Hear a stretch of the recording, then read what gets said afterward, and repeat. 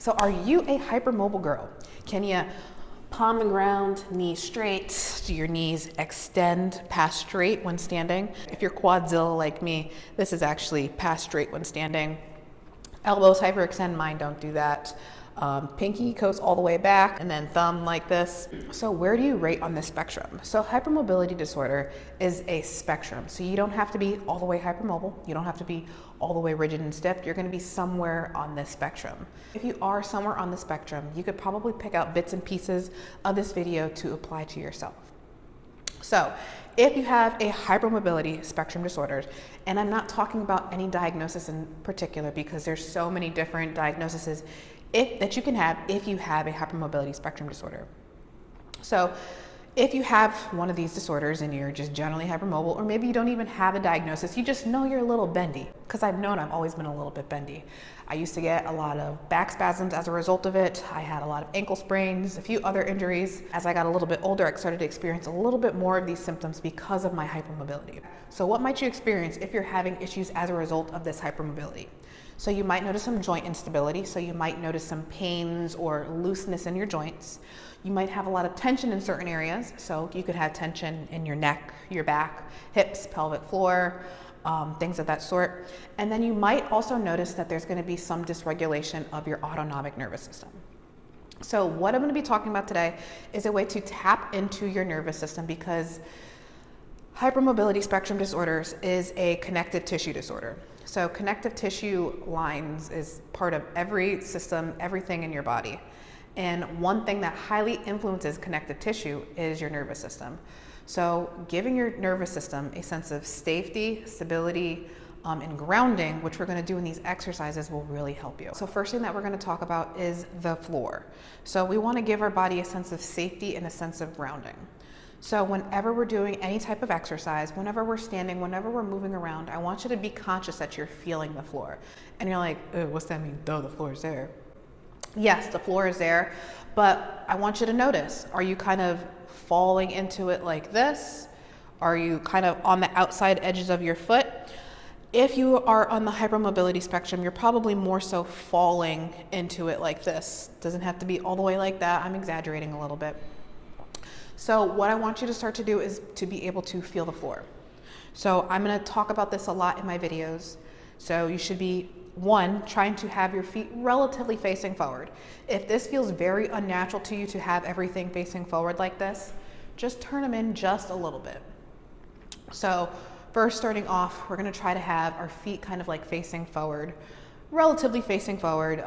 Don't push it, don't crank it. So have your feet facing forward. Second thing, I want you to feel your weight on your heels.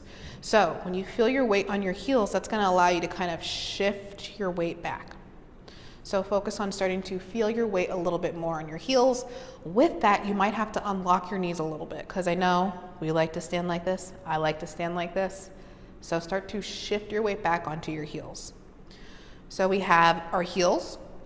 Now I want you to focus on feeling the base of your big toe. So this would be the base of your big toe. We want to connect that to the ground. I know a lot of the times we spend a lot of time kind of collapsing into our arch. And yeah, we feel that base of our big toe, but is it more the outer edge of our foot, or you're actually contacting the ground with that base of your big toe? So feel that base of your big toe. And with that, you might even feel that little lift of your arch. That's contracting the intrinsics of your feet, which is going to be really important. So we have our foot contacts, heels, big toe, little toe. Important. This is going to be the basis of most of the exercises that we do. Feeling the ground. Even when you're standing throughout the day, walking throughout the day, focus on just feeling the ground. So we talked about our knees. So make sure if you're starting off in a standing exercise, your knees aren't overly straight like this. So unlock your knees. What this is going to do, it's going to start to get your weight to shift back a little bit. So you have your weight evenly distributed on your feet. This is going to allow your hips to kind of go even over your feet. And then next we have our rib cage. So with our rib cage, we don't want to have our rib cage flaring forward like this. So we have our foot, we have this connection to the ground. Now we want to make sure that our rib cage is stacked over our pelvis. So we do that by connecting to the ground. So we also do that by our breath. So getting a full breath in, exhale,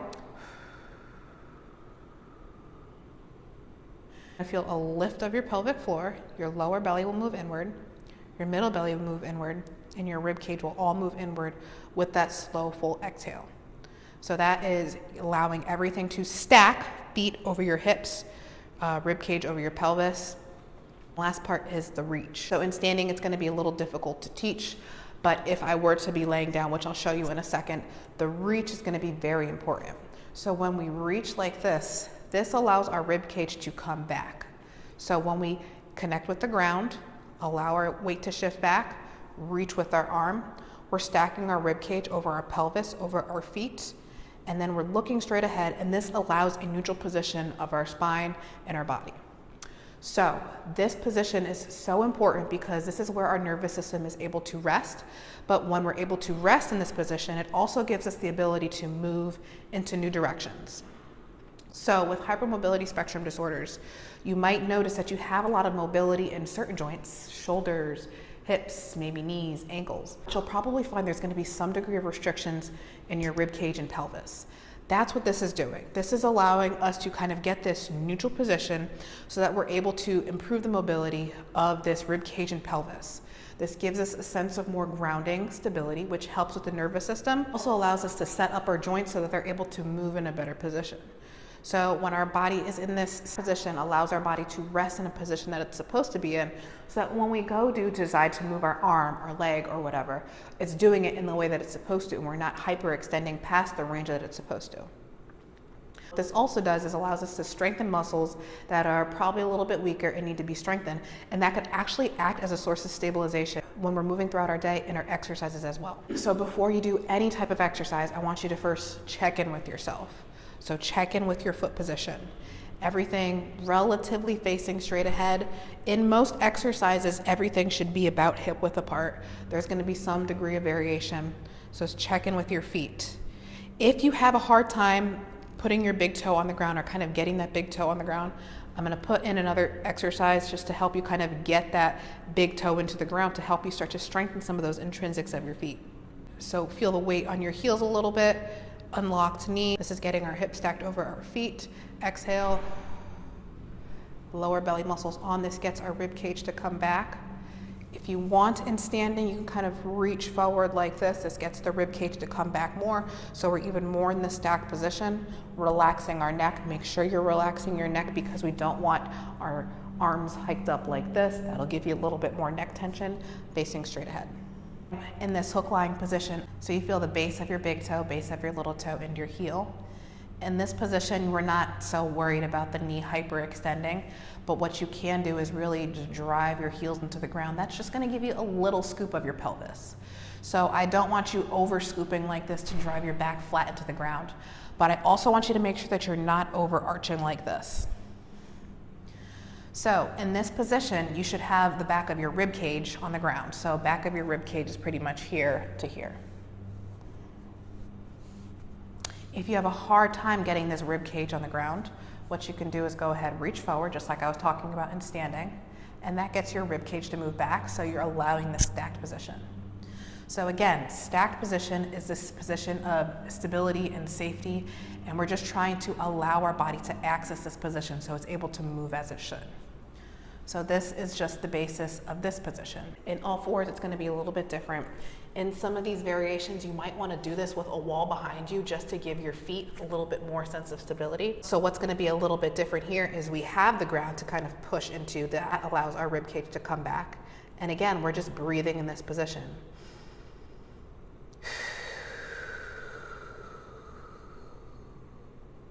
And then last but not least, we have the staggered stance position. Depending on if it's a deadlift variation or a lunge variation, you're gonna have to play with the distance of this back foot. But again, everything should be facing forward. So everything is about hip width apart, everything facing forward. Especially that back leg, make sure it's not turned out like this. We're trying to keep this leg squared ahead with that big toe bent. Everything facing forward. Base of your big toe, base of your little toe, and your heel. Unlock this knee. Stack. And depending on who you are, if you want this opposite arm reach, you'll notice this in the videos as well. This kind of helps to help you maintain a little bit more of that stack. So what you should feel. You're gonna feel the base of your big toe on the ground. That's gonna help you feel the muscles on the insides of your feet. When we focus on our heels and kind of shifting our weight back a little bit more, that's gonna give us a little bit more hamstrings. And then when we exhale, we're gonna get that lift of our pelvic floor and then those deep core muscles to turn on.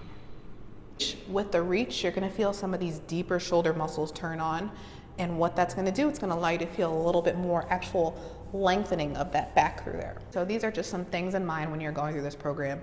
What we really want to do is give your body a sense of ground and safety, and we do this by giving your body the ability to get into this neutral position, incorporating different exercises, increasing the weight, getting higher repetitions, choosing different exercises. We're able to strengthen in these patterns so that we're able to give our joints a little bit more sense of stability, take some tension off of the areas that are probably overdoing it throughout life, and give your nervous system a sense of safety so it's able to heal and help you recover.